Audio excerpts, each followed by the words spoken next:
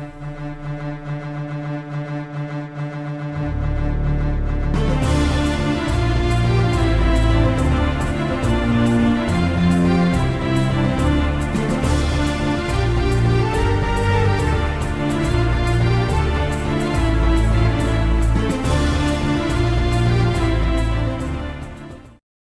सबों को जय यीशु की। प्यारे विश्वासियों, भाइयों और बहनों, हम देखते हैं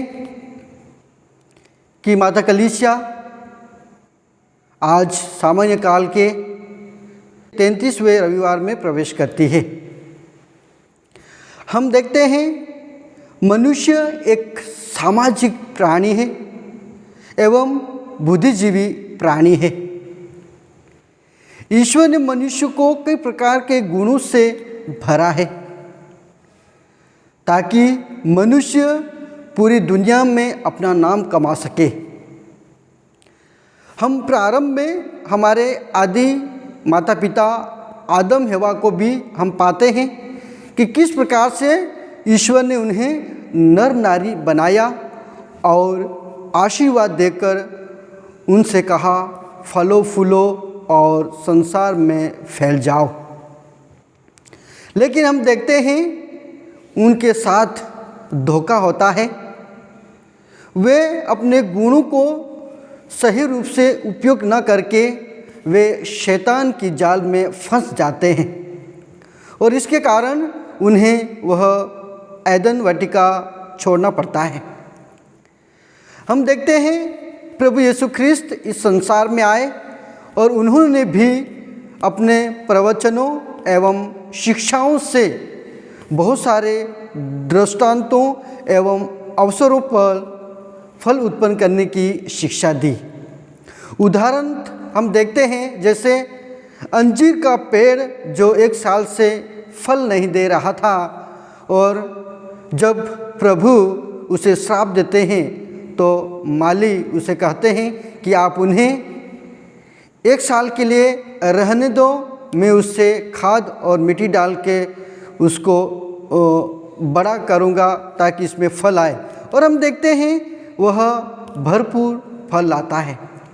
फिर हम देखते हैं हिंसक असामियों के दृष्टांत के द्वारा प्रभु हमें बताना चाहते हैं कि किस प्रकार से समय पर फल लाने की शिक्षा पर जोर देते हैं।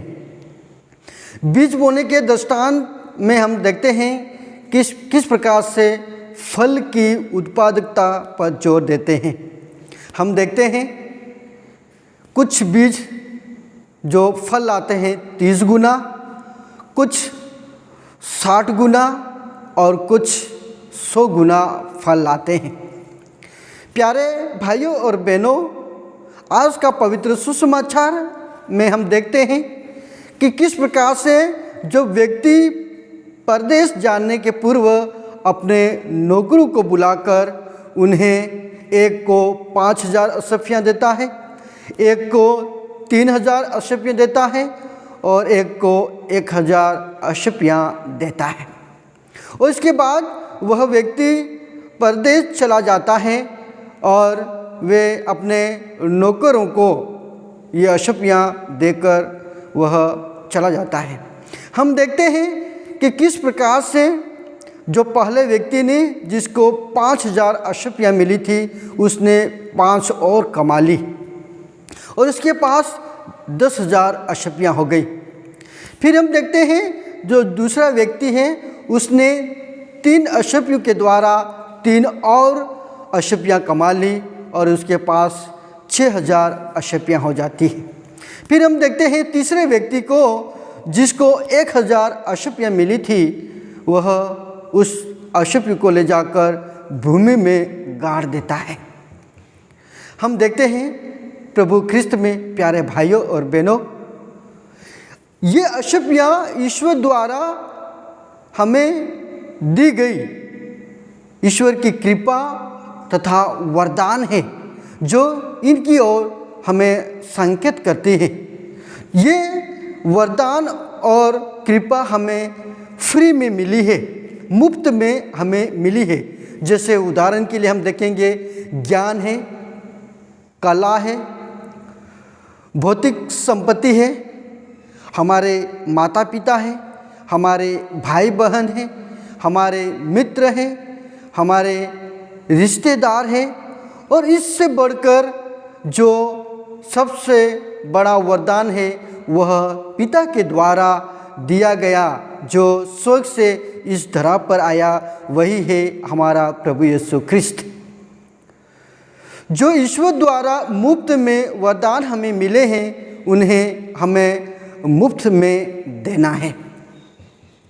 उदाहरण के लिए विशेष करके हम सभी को रोगियों की देखभाल करना है, दुखियों को सांत्वना देना है, बेघरबारों को सहारा देना है। सुसमाचार में सेवकों को स्पष्ट रूप से यह नहीं बताया गया था कि इन अशुभों का क्या करना है, लेकिन हम देखते हैं प्यारे भाइयों और बहनों, सेवकों ने अपनी बुद्धि का उपयोग करके उन्हें व्यापार में लगा दिया, और हम देखते हैं उसके द्वारा वे लोग लाभ कमा लेते हैं।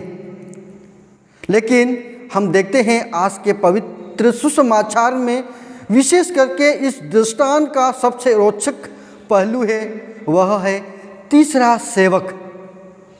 तीसरा सेवक अपने नाकामी का दोष अपने स्वामी के स्वभाव पर डाला, और वह कहता है कि मालिक, आपने जहाँ नहीं बोया है वहाँ आप लूनते हैं, और जहाँ नहीं बिखेरा वहाँ आप बटोरते हैं। इसलिए वह सेवक उस धन को भूमि में जाकर गाड़ देता है।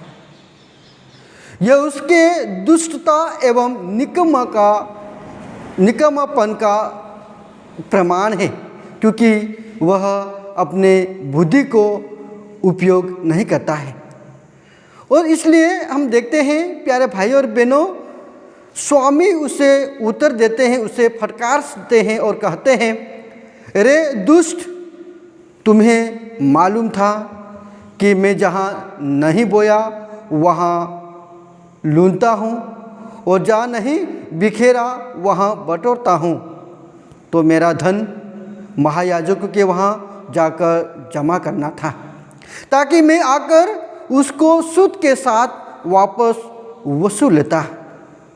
हम देखते हैं कि किस प्रकार से उस निकम्बे या आलसी सेवक को दंड मिलता है, और मालिक उन्हें कहते हैं, निकम्बे सेवक को बाहर अंधकार में फेंक दो, जहाँ वे लोग रोएंगे और दांत पीसते रहेंगे। यही हम आज के पवित्र सुसमाचार में देखते हैं, अध्याय 25 पद संख्या 26, 27 और 30 में हम पाते हैं। प्यारे भाइयों और बहनों, ईश्वर ने हमें बहुत सारे गुण दिए हैं, ईश्वर ने हमें बहुत सारे वरदान दिए हैं, और ईश्वर हमें यही चाहते हैं कि हम उस गुणों को, हम उस वरदानों को सही रूप से उपयोग करें, क्योंकि ईश्वर ने हमें अपने अनेक प्रकार के गुणों और वरदानों से भरा है।